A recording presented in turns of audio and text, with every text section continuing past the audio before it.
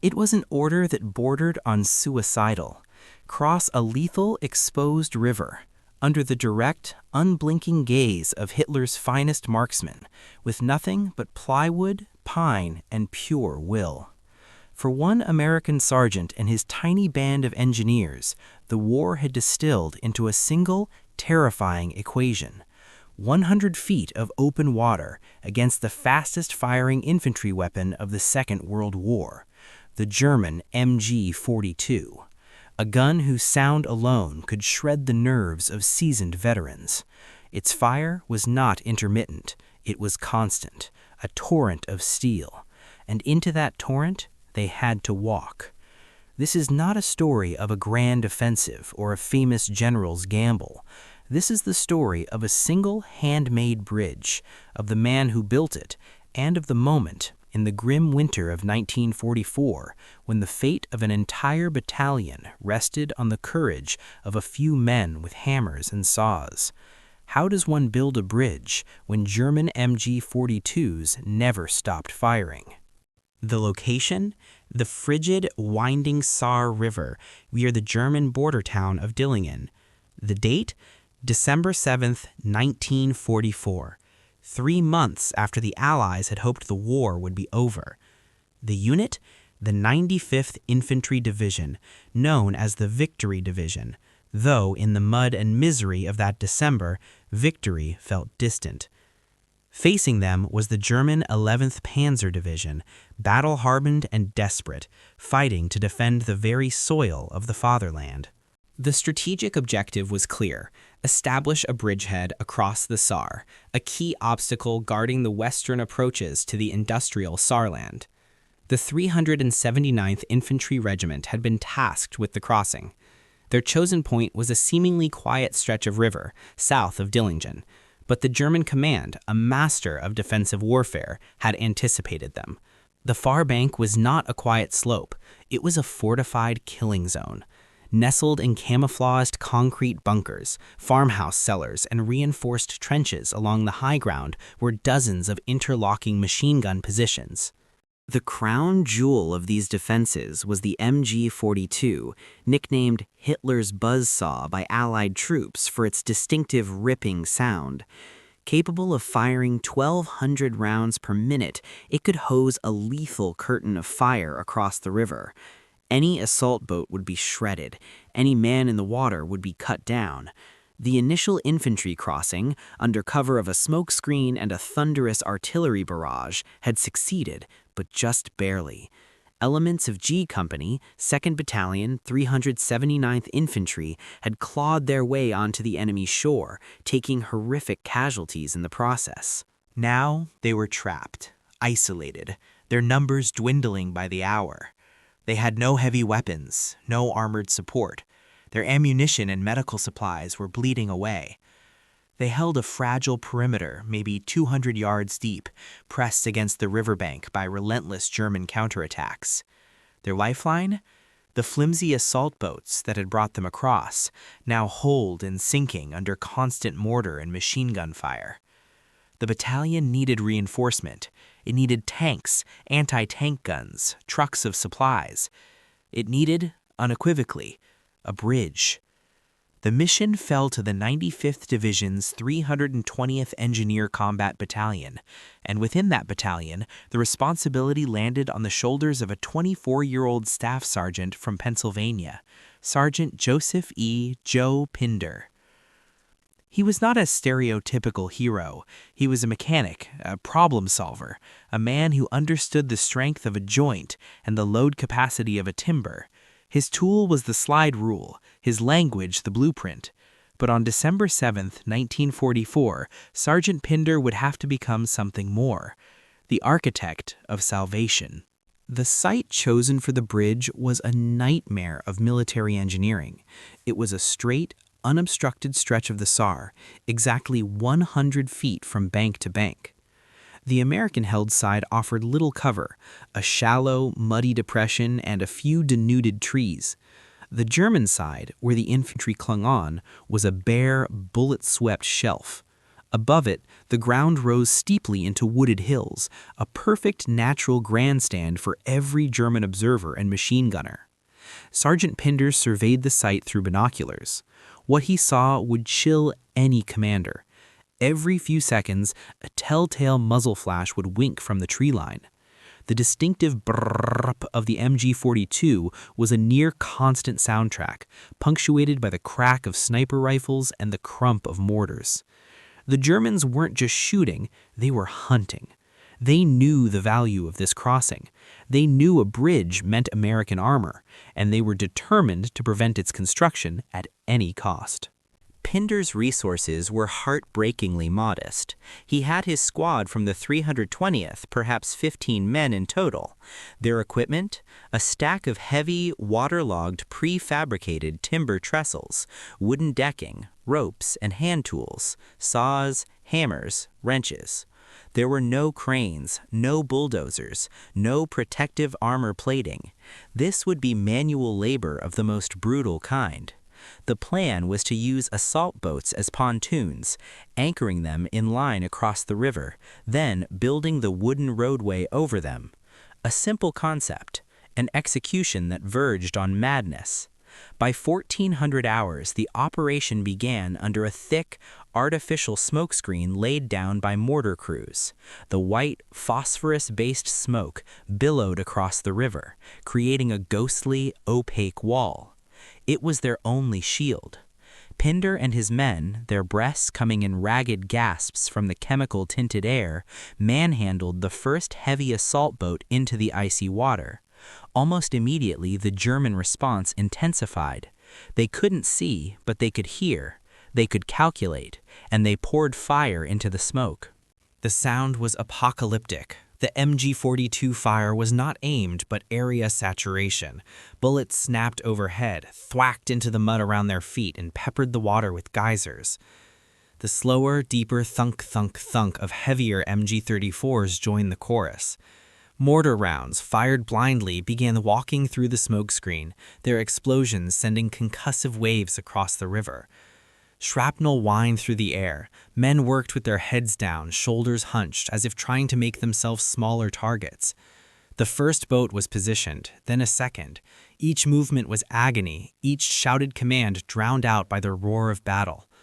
They secured the boats with anchors and ropes, their fingers numb and clumsy with cold and fear. By 1600 hours, as the pale winter light began to fade, they had a precarious line of boats across the Saar. Now came the hardest part, placing the heavy timber trestles across the boats to support the deck. This required men to stand fully exposed, lifting hundreds of pounds of lumber, fitting joints together, driving metal pins with sledgehammers. Each hammer strike was a beacon. Each silhouette against the gray smoke was a target. Men were hit. The first casualty was a private, shot through the leg while holding a beam steady. His scream was short, swallowed by the noise. He was dragged back to the relative safety of the bank, leaving a slick trail of crimson in the mud. The work slowed. Hesitation, the engineer's deadliest enemy, began to creep in. The smokescreen, buffeted by a cruel breeze, began to thin in patches. German snipers, patient and lethal, zeroed in on the gaps. Sergeant Pinder moved constantly along the nascent bridge, now waist-deep in the freezing river, now crouched on the shuddering boats. He wasn't just directing, he was doing. He took the place of wounded men, he steadied shaking hands. His voice, though hoarse, cut through the din with a calm, relentless authority. "Pin here! Now! Brace that trestle! Keep moving!" He was a magnet for fire, yet somehow, impossibly, he remained untouched. The bridge inched forward, foot by tortuous foot. But with every foot gained, German frustration and fury mounted. They knew what was taking shape in the smoke, and they were about to unleash everything they had to stop it. Dusk descended, bringing not relief, but a new kind of terror. The Germans, realizing direct fire was being hampered by fading light and stubborn smoke, switched tactics. They began systematically targeting the bridge's anchor points with mortar and direct artillery fire from light infantry guns. At 18:30 hours, a deafening explosion erupted just 10 yards upstream from the bridge. A mortar round had found its mark near one of the crucial anchor ropes. The concussion wave rocked the entire rickety structure. The boat it hit bucked violently, swamping with icy water. A timber trestle slipped, screeching against metal, and plunged into the dark river. 2 engineers, thrown off balance, followed it into the freezing current. One surfaced, gasping, and was hauled back. The other did not. The bridge was breaking. The relentless MG42 fire, now tracing glowing red tracers through the twilight, stitched a relentless pattern across the decking. Bullets sparked off metal fasteners. Wood splintered, sending deadly shards flying. Another engineer clutched his face, falling to his knees with a muffled cry. The casualty count was rising. Ammunition for the American covering force on the far bank was critically low. Their return fire was becoming sporadic, desperate. The German infantry, sensing weakness, began probing attacks on the trapped G Company perimeter. The sound of close-quarters combat, German MP40s and American M1 Garands echoed down to the river. The men on the bridge weren't just building, they were listening to the fight they were failing to save.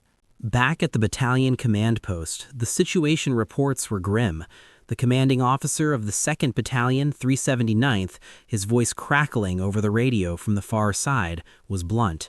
"We cannot hold past midnight without support. We are being pressed back to the water's edge." The entire bridgehead and the men within it were minutes from being annihilated or captured. The engineering effort appeared doomed. The price in engineers' lives was becoming unacceptable. A junior officer approached Sergeant Pinder, yelling to be heard. "Sergeant, we're getting chewed up. Command is asking if we can even finish this." Pinder looked at the bridge. It was 3/4 complete. A gaping 25-foot hole yawned in its center, where the trestle had been lost. The boats underneath were taking on water. The deck was riddled with holes. His men were exhausted, bleeding, freezing. The German fire seemed to increase in intensity, a final, violent push to break them. The MG42s reached a sustained crescendo, their sound merging into one continuous, hellish roar. Tracers crisscrossed the river like lethal fireworks. It was the epitome of the impossible situation. To continue was to invite annihilation. To stop was to condemn an entire battalion to death or captivity. In that moment, standing in the icy water, with chaos and failure swirling around him, Sergeant Joseph Pinder made a decision. He didn't give a grand speech. He simply turned to the men around him, his face etched with grime and determination, and said, "We're not leaving them over there. Get the spare trestle. We're closing the gap." It was an act of sheer, defiant will. He knew the physics. The bridge was unstable. He knew the tactics. They were in a shooting gallery. But he also knew the men on the other side. They were his division. They were his responsibility. Calling for a final, massive smokescreen from every available mortar and artillery tube, Pinder orchestrated the war's most audacious carpentry project. He ordered covering fire to concentrate on the most visible German bunker positions. Then he did the unthinkable. He positioned himself at the very edge of the broken span, the most exposed point on the entire river. He would be the anchor, the human pillar. "Pass the timber to me," he yelled. What followed was a ballet of brute force and precision under fire. 2 engineers, ignoring the bullets whipping past, muscled the replacement trestle forward along the swaying deck. Pinder, waist deep in the freezing SAR, guided it into place. The German gunners, seeing the flurry of activity, concentrated their fire on him. Water erupted around him. Bullets smacked into the wood inches from his hands. He never flinched. He fitted the joint. "Pin!" he shouted. A soldier scrambled forward, a 2-pound hammer in hand, and drove the steel pin home with 3 ringing blows. Each blow echoed like a death knell, and each time the soldier expected to be hit. He wasn't. With the trestle secured, decking followed. Plank after plank was handed forward and nailed down. Pinder himself took up a hammer, driving nails with a rhythmic, furious intensity. He was a machine. The bridge grew foot by foot, closing the deadly gap. His example was electric. Exhausted men found a last reserve of strength. Wounded men who could still hold a plank did so. For 10 minutes, 20 minutes, this tiny knot of engineers became an unstoppable force. They operated not out of the absence of fear, but in spite of its overwhelming presence. They worked because their sergeant worked. They held because he held. At 1925 hours, as full darkness enveloped the Saar Valley, the last plank was nailed into place. Sergeant Pinder, his body trembling from cold and adrenaline, walked from one bank to the other. He didn't run. He walked, testing his creation. The bridge, christened in blood and courage, held. He reached the far side, where wide-eyed infantrymen from G Company pulled him into a shallow trench. The first thing across was not a tank, but coils of communication wire, then cases of ammunition and medical supplies, hand-carried by runners who dashed across the open deck. Then the reinforcements began to flow, squad by squad, then platoon by platoon. Fresh troops of the 379th raced across the 100-foot lifeline. But the true test came an hour later. The distant rumble of diesel engines echoed through the night. The first M4 Sherman tank of the 778th Tank Battalion, its engine growling, approached the near bank. The tank commander looked dubiously at the wooden structure. Engineers checked the bracing one final time. Pinder, now back on the command side, simply nodded. The Sherman edged onto the bridge. The timbers groaned in protest, bowing under the 30-ton weight. Every man held his breath. The MG42 fire had slackened, replaced by sporadic shelling, but the danger was far from over. If the bridge collapsed now, it would take the vital tank with it. The Sherman inched forward, its tracks clattering on the wood. Midway, it paused. The bridge dipped alarmingly. Then, with a final roar, it powered forward, climbing onto the far bank. A cheer went up, instantly hushed by officers. The impossible had been achieved. The bridge was operational. The bridge at Dillingen, as it came to be known in after-action reports, stood for 72 critical hours. Over that bridge flowed the entire 2nd Battalion, 379th Infantry Regiment, along with elements of the 3rd Battalion, a company of tanks, and countless tons of supplies. It allowed the 95th Division to solidify its precarious foothold, expand the bridgehead, and ultimately maintain pressure on the formidable German defenses of the Saar. The battalion on the far side was saved from annihilation. While the overall offensive would later stall in the face of the winter and the imminent Battle of the Bulge to the north, this local victory was a testament to human grit. The cost was steep. Of Sergeant Pinder's squad and the other engineers who worked in shifts to maintain the bridge under constant fire, 12 men were killed or wounded that first night. German artillery and mortars would damage the structure repeatedly over the next 3 days, and each time, engineers would scramble to repair it, always under fire. But they held the lifeline open. For his conspicuous gallantry and intrepidity at risk of life above and beyond the call of duty, Staff Sergeant Joseph E. Pinder was recommended for the Medal of Honor. The citation would read in part, "With utter disregard for his own safety, he remained exposed to the enemy fire, and by his heroic actions and coolness under fire, he inspired his men to supreme efforts. The bridge was completed and our forces crossed." He received the nation's highest military decoration in a ceremony in 1945. Yet, like so many of history's pivotal moments, this one was built not by a single man alone, but by the collective will of a group who refused to accept defeat. Sergeant Pinder was the catalyst, the unwavering center of the storm.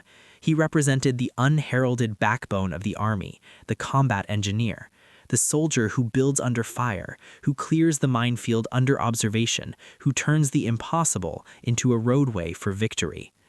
The bridge itself was temporary, eventually destroyed or abandoned as the front moved on, but the legacy of that December night on the Saar endures.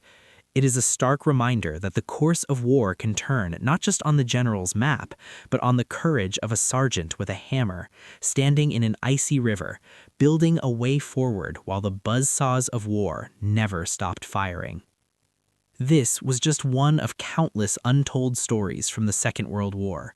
Subscribe to Empire Unraveled as we continue to bring these forgotten chapters of history back to life.